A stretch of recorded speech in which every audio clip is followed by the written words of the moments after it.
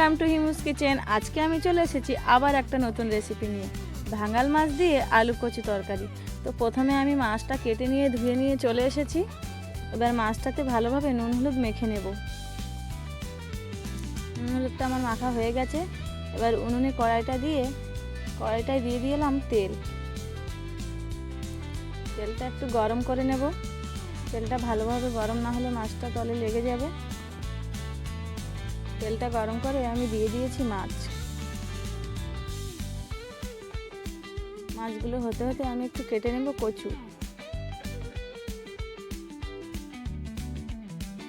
এই মাছটা কিন্তু খুবই টেস্টি মাছ।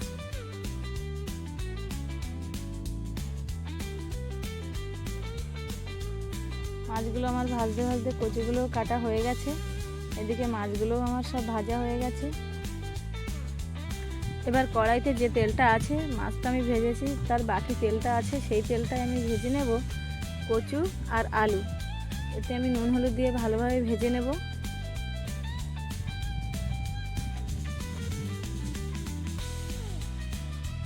একটু নাড়াচাড়া করে ঢাক দিয়ে দেব। ঢাকটা আমি লাগিয়ে দিয়েছি। এদিকে একটু বেটে নেব আদা রসুন।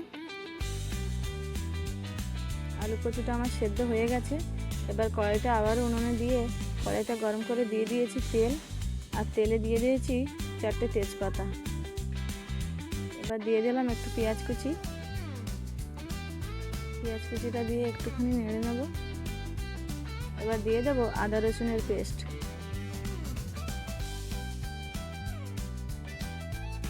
আদা রসুনটা দিয়ে খানিকক্ষণ কষে নেব।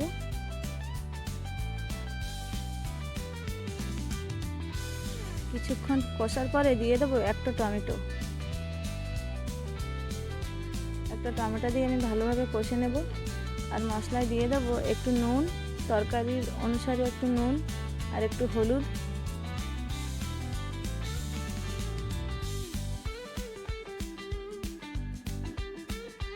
এগুলো দিয়ে ভালোভাবে আমি কষে নেব। একদম টমেটো গলা অবধি আমি মশলাটা কষাবো।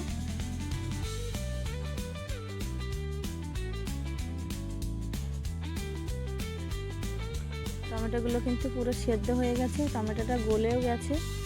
এবার আমি দিয়ে দেব ভেজে রাখা কচু আর আলু কচুটা দিয়ে 2 মিনিটের মতো কষে নেব।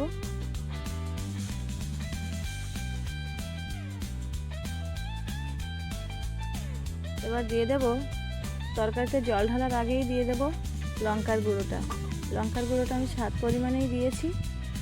লঙ্কার গুঁড়োটা আগে থেকে দিলে তরকারিটা কষানো যাবে না, পুড়ে যাবে। তার জন্য আমি জল ঢালার 1 মিনিট আগে লঙ্কার গুঁড়োটা দিয়েছি। লঙ্কার গুঁড়োটা দিয়ে 1 মিনিট কষিয়ে আমি জল ঢেলে দেব। জলটা কিন্তু বেশি দেব না, কারণ কচু আলুটা সেদ্ধ আছে, তার জন্য অল্প করে জল দিয়েছি। এবার ঝোলটা ফোটা অবধি আমি অপেক্ষা করব। ঝোলটা ফুটে উঠলেই দিয়ে দেব মাছ।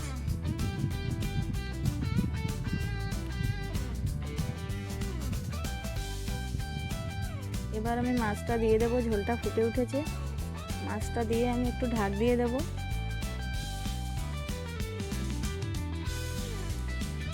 এদিকে আমি একটু বেটে নেব জিরা, একটু এলাচ আর একটু ডালচিনি আর একটু গোলমরিচ। এগুলো আমি শিলেই বেটে নেব। এগুলো আমার বাটা হয়ে গেছে। এদিকে তরকারির ঝোলটাও শুকিয়ে গেছে।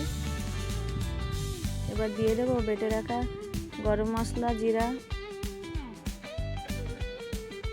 এগুলো দিয়ে আমি আরেকটুখানি তরকারি ঘুটে দেব।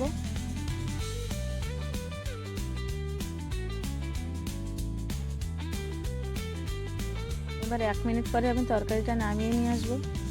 ভাঙাল মাছ দিয়ে আলু কচি তরকারি একদম খুব সুন্দর একটা রেসিপি। এই রেসিপিটা বাড়িতে একবার বানিয়ে খেয়ে দেখবেন, খুব সুন্দর লাগে। আর ভাঙাল মাছের টেস্টটা তো আপনারা জানেন হয়তো, আমি আর কিছু বলবো না। তো তরকারিটা আমি যখন নামিয়ে এনেছি, খাওয়ার সময় তরকারিটা খুলেছি, দেখুন কালারটা কত সুন্দর।